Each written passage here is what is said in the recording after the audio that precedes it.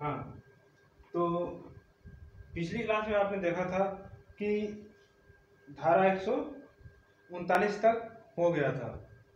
जो न्यूसेंस के संबंध में चैप्टर था आपका धारा 133 से धारा 143 तक। तो पिछली क्लास में जो बात हो गई थी वो धारा 133 से लेकर के धारा 139 तक बात हो गई थी। अब जो बात चलेगी वो धारा 143 से बात चलेगी। जो धारा 143 है वो कहती है procedure on order being made absolute and consequence of disobedience. जहां आदेश अंतिम कर दिए जाने पर प्रक्रिया और उसकी अवज्ञा के परिणाम। जो आदेश दिया गया था धारा 137 में 38 में जो आदेश दिए गए थे उन आदेशों को अंतिम कर दिया गया था। उसके बाद भी उस व्यक्ति ने वो कार्य नहीं किया, उतने समय में नहीं किया जितने समय में और जिस कार्य को जिस तरीके से करने के लिए एग्जीक्यूटिव मजिस्ट्रेट ने कहा था। एग्जीक्यूटिव मजिस्ट्रेट ने कहा था कि आप 15 दिन में या 1 महीने के अंदर जो आपने न्यूसेंस किया है या जल की धारा को रोका है या नदी को आपने अवरुद्ध किया है या लोक मार्ग पर लोक स्थान पर आपने जो न्यूसेंस किया है, आप एक निश्चित समय में वो 1 महीने का 15 दिन का जो समय दिया गया था आदेश में, उस समय हटाने के लिए कहा गया था। और जिस रीत से हटाने के लिए कहा गया था ना तो आपने हटाया ना उस रीत से हटाया है, तो फिर क्या किया जाएगा? आदेश अंतिम कर दिया जाएगा। आदेश अंतिम कर दिया जाएगा तो आप दंड के भी भागी होंगे, धारा 135-36। और उसकी बाद में जब आप स्वयं वो व्यक्ति जो न्यूसेंसकारी है वो उसको नहीं हटा रहा है तो फिर क्या किया जाएगा? तो वो क्या किया जाएगा वो बताया गया है धारा 141 में कि आदेश के अंतिम कर दिए जाने पर प्रक्रिया और उसकी अवज्ञा के परिणाम। तो देखिएगा यहाँ पर कहा गया है, धारा ये कहती है जब धारा 136 या 38 के अधीन आदेश अंतिम कर दिया जाता है तब मजिस्ट्रेट उस व्यक्ति को जिसके विरुद्ध आदेश दिया गया है उसकी सूचना देगा और उससे यह भी अपेक्षा करेगा कि वह उस आदेश द्वारा कार्य इतने समय के अंदर करे जितना सूचना में निहित किया जाएगा और उसे इतला देगा कि अवज्ञा करने पर भारतीय दंड संहिता की धारा 188 के अनुसार शास्त्र का भागी होगा। इन्होंने कहा है कि जब आदेश अंतिम कर दिया जाएगा, पहले उसे आदेश दिया गया कि आप फला समय पर एक निश्चित समय के अंदर वो कार्य कर दीजिए, उसने नहीं किया। उसके बाद जब आदेश अंतिम कर दिया जाएगा तो भी उसको एक सूचना तामील कराई जाएगी उस पर कि अब आदेश अंतिम कर दिया गया है, आप करिए। अगर वो तब भी नहीं करता है उस कार्य को, तब क्या किया जाएगा? वो शास्त्र के लिए दंडित किया जाएगा। वो क्या होगा? आईपीसी की धारा 188 के अनुसार वो शास्त्र के लिए दंडित किया जाएगा।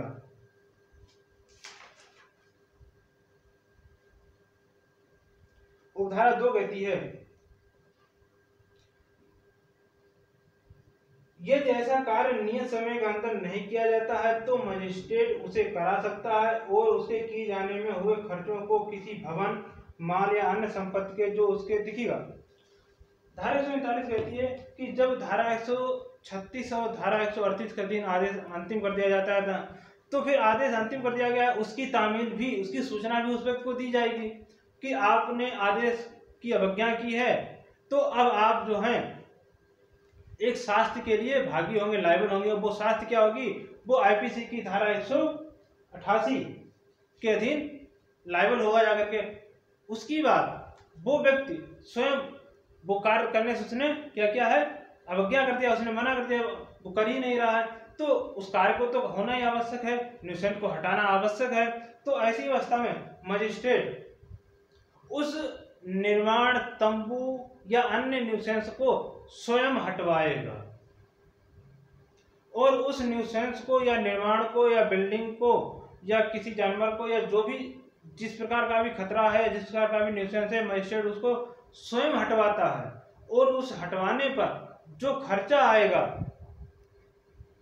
वो उस व्यक्ति से वसूल किया जाएगा या फिर जो संपत्ति हटाई गई थी उस संपत्ति का विक्रय करवा करके उससे वसूल किया जाएगा। उसके बाद भी लगता है कि खर्चा उससे वसूल होने में कमी रह गई है, खर्चा ज्यादा हुआ है और जो संपत्ति बेची गई है उससे कम रुपया आया है, तो फिर उस व्यक्ति की जो जंगम संपत्ति होगी उससे वसूला जाएगा। और उस व्यक्ति की अगर जंगम संपत्ति जो है किसी अन्य जिले में स्थित है तो उस जिले में उस जंगम संपत्ति को कुर्की करने के लिए आदेश जारी किया जाएगा, और किसी अन्य जिले में स्थित उस व्यक्ति की न्यूसेंस कार्य की किसी अन्य जिले में स्थित जंगम संपत्ति को तभी कुर्क किया जा सकेगा जब उस जिले का जो मजिस्ट्रेट है, डिस्ट्रिक्ट मजिस्ट्रेट है, उस आदेश पर प्रष्ठांकन कर देता है।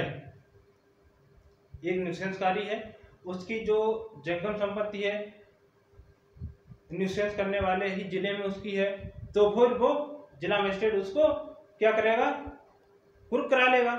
और उसकी संपत्ति अगर किसी अन्य जिले में है, जो मूवेबल प्रॉपर्टी है किसी अन्य जिले में है, तो फिर वो आदेश जारी करेगा कि उस जिले में भी उसकी उस जंगम प्रॉपर्टी को क्या कर लिया जाए, कुर्क कर लिया जाए। परंतु वो कुर्की तभी की जा सकती है जब उस संबंधित जिले का जो डिस्ट्रिक्ट मजिस्ट्रेट है उस आदेश पर प्रष्ठांकन कर देगा। धारा 142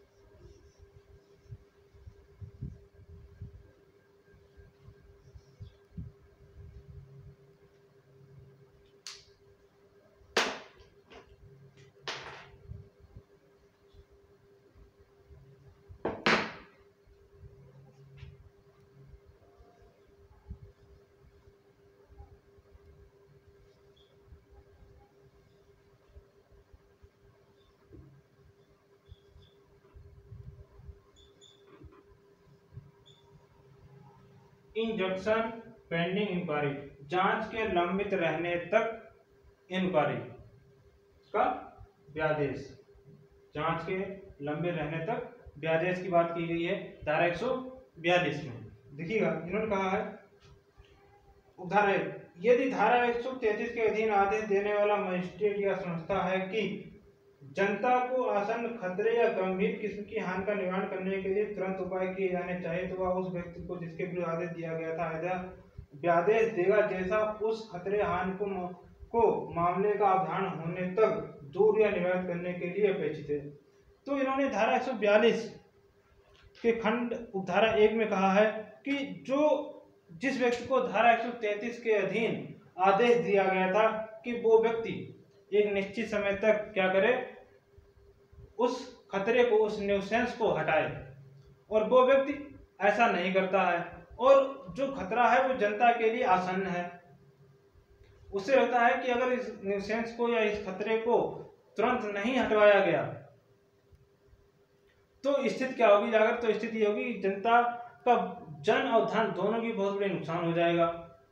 और उस पर उस व्यक्ति ने जो न्यूसेंस करता था उसने क्या किया है कि आपत्ति की है, उस आपत्ति का निस्तारण करने में अभी टाइम लग रहा है, और वो न्यूसेंस ऐसा है जिससे जन और धन की हानि हो रही है। तो फिर वो मजिस्ट्रेट, एग्जीक्यूटिव मजिस्ट्रेट जो है एक व्यादेश जारी करेगा, व्यादेश जारी करके वो क्या करेगा, उस खतरे को हटाने के लिए उससे कहेगा कि जब तक कार्रवाई चल रही है, जब तक कार्रवाई का रिजल्ट सामने आए वो आएगा, परंतु ये खतरा जो है वो आसन्न है, इसको पहले मैनेज किया जाए, इसको पहले रेगुलेट किया जाए। तो इसके लिए वो क्या करेगा, आदेश जारी करेगा और उसको दूर करने के लिए कहेगा। यदि धारा 133 के अधीन आदेश देने वाला मजिस्ट्रेट या संस्था है कि जनता को आसन्न खतरे या गंभीर किस्म की हानि का निवारण करने के लिए तुरंत उपाय किए जाने चाहिए, तो वह उस व्यक्ति को जिसके विरुद्ध आदेश दिया गया था एक व्यादेश जारी करे, व्यादेश देगा जैसा उस खतरे हानि के मामले और अवधान होने तक दूर या निवारित करने के लिए अपेक्षित है। उपधारा 2 कहती है, यदि ऐसे व्यादेश के तत्काल पालन में उस व्यक्ति द्वारा व्यतिक्रम किया जाता है तो मजिस्ट्रेट स्वयं ऐसे साधनों का उपयोग कर सकता है या करवा सकता है जो वह उस खतरे को दूर करने, हानि का निवारण करने के लिए ठीक समझे। देखिएगा इन्होंने कहा है कि धारा 133 के अधीन जो न्यूसेंस था उसको लेकर के कोई कार्रवाई की जा रही है, उस कार्रवाई का कॉन्सिक्वेंस परिणाम रिजल्ट आने में अभी टाइम है और खतरा ऐसा है जिससे अगर तुरंत कार्रवाई न की जाए तो जन और धन दोनों का बहुत बड़ा नुकसान होगा। तो ऐसी अवस्था में मजिस्ट्रेट क्या करेगा कि धारा 142 में एक इंजेक्शन जारी करेगा, एक व्यादेश जारी करेगा उस व्यक्ति को, और उस व्यादेश के माध्यम से कहेगा कि आप इसको तत्काल हटवाइए, आप इसको तत्काल हटवाइए। और वो व्यक्ति उस पर ऑब्जेक्शन करता है, उस इंजेक्शन पर ऑब्जेक्शन करता है, तो फिर मजिस्ट्रेट को ये पावर है कि उस व्यादेश के अनुसरण में वो उस खतरनाक जीव जंतु को या न्यूसेंस को स्वयं भी हटा सकता है।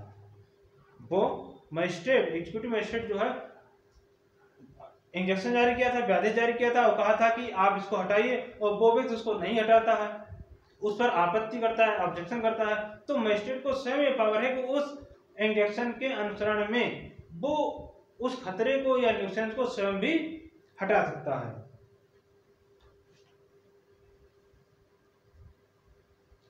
धारा 3, मजिस्ट्रेट द्वारा इस धारा के अधीन सद्भाव पूर्वक की गई किसी बात के बारे में कोई वाद ना होगा। फिर इन्होंने कहा है, देखिए धारा 2 कहती है कि जहां मजिस्ट्रेट धारा 142 के अधीन कोई कार्रवाई करता है और वो कार्रवाई अगर गुडफेथ में की गई है तो उसके संबंध में कोई वाद नहीं लाया जाएगा। ऐसा क्यों कहा गया? क्योंकि जो धारा 133 के अधीन आदेश दिया गया था उस आदेश के संबंध में कोई प्रोसीजर फॉलो किया जा रहा था, कोई कार्रवाई चल रही थी और उस कार्रवाई का परिणाम आना अभी पेंडिंग था और मजिस्ट्रेट ने उस परिणाम को आने नहीं दिया और उससे पहले ही व्यादेश जारी करके उस न्यूसेंस को या उस डेंजरस जो एनिमल है उसको उसने हटवा दिया, नष्ट करवा दिया। तो फिर और ये क्यों किया? ये इसलिए क्या किया क्योंकि जनता को उससे आसन्न खतरा हो रहा था। तो ऐसी अवस्था में इन्होंने कहा है कि अगर ये कार्य मजिस्ट्रेट ने इंजेक्शन जारी करके जो मजिस्ट्रेट ने कार्य किया है, अगर ये गुडफेथ में किया है तो मजिस्ट्रेट के खिलाफ कोई भी वाद दायर नहीं किया जाएगा। ये बात 142 में कही गई है। 143 देखिएगा, 143 सामान्य है। 143 में कहा गया मजिस्ट्रेट लोक न्यूसेंस की पुनरावृत्ति या उसे चालू रखने का प्रतिषेध कर सकता है। तो इन्होंने कहा है कि कोई जिला मजिस्ट्रेट, उपखंड मजिस्ट्रेट या राज्य सरकार या जिला मजिस्ट्रेट द्वारा इस निमित्त सशक्त किया गया कोई अन्य कार्यपालक मजिस्ट्रेट किसी व्यक्ति को आदेश दे सकता है कि वह भारतीय दंड संहिता या किसी अन्य विशेष स्थानीय विधि में ऐसा परिभाषित लोक न्यूसेंस के ना तो पुनरावृत्ति करे और ना ही चालू रखे। 143 ये कहता है कि जो लोक न्यूसेंस है दोबारा उसको चालू करने या चालू रखने से रोकने की बात करता है। तो इन्होंने कहा है कि डिस्ट्रिक्ट मजिस्ट्रेट या सब डिवीजन मजिस्ट्रेट या फिर स्टेट गवर्नमेंट के द्वारा अपॉइंटेड कोई एग्जीक्यूटिव मजिस्ट्रेट है या जिला मजिस्ट्रेट द्वारा अपॉइंटेड कोई एग्जीक्यूटिव मजिस्ट्रेट है, वो भारतीय दंड संहिता में जो न्यूसेंस बताया गया है उसकी पुनरावृत्ति पुनः करने को रोक सकता है या किसी विशेष या स्थानीय विधि में जो न्यूसेंस बताया गया है उसकी पुनरावृत्ति को रोक सकता है। इसके लिए वो आदेश या जो भी कार्रवाई समुचित होगी वो कर सकता है, ऐसा कहा गया है धारा 143 में। तो जो चैप्टर था आपका maintenance of public order and transparency, ये चैप्टर आपका यहीं पर खत्म होता है।